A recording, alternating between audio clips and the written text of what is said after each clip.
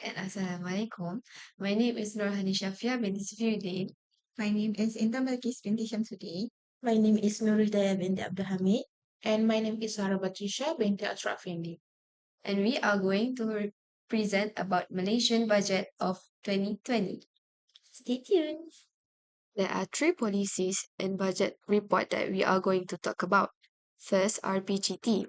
RPGT is a form of capital gain tax. Owner and companies must pay to LHDN, which govern the RPGT.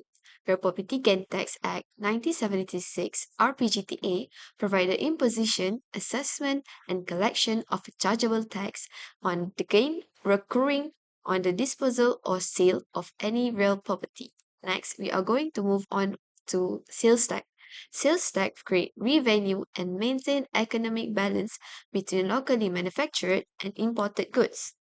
Sales tax apply to taxable goods produced by registered manufacturers. Lastly, TVET program.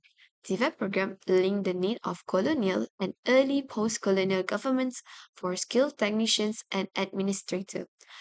Many smaller private TVET institutions designed to fulfill market needs and improving the job prospect of their graduates. Next, we move to implementation, timeline, and location of the policies. The first one, we have RPGT. This act was introduced in 1976 as a way for the government to limit property speculation.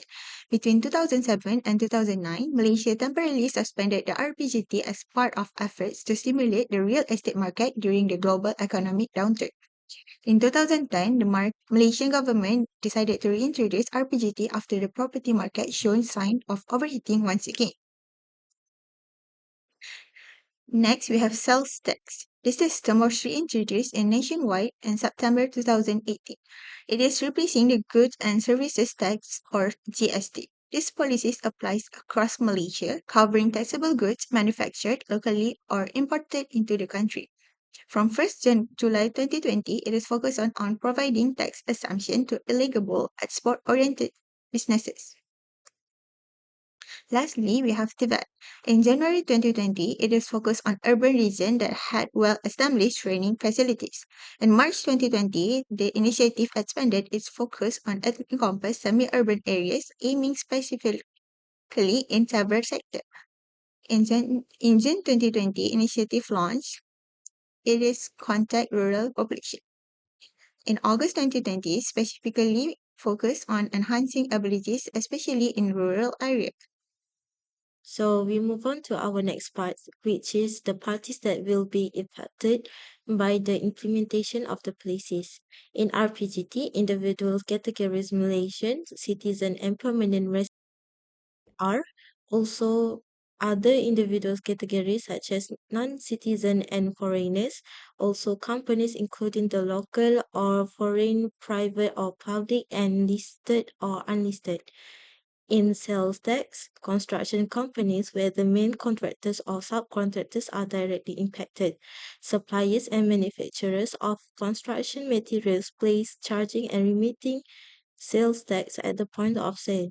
The project owners and developers who face higher financial burdens. In TVET program, private sector which employers partner with TVET institution to ensure that curricula were tailored to meet market requirements. Next, graduates entering the job marketing experience to improve employability.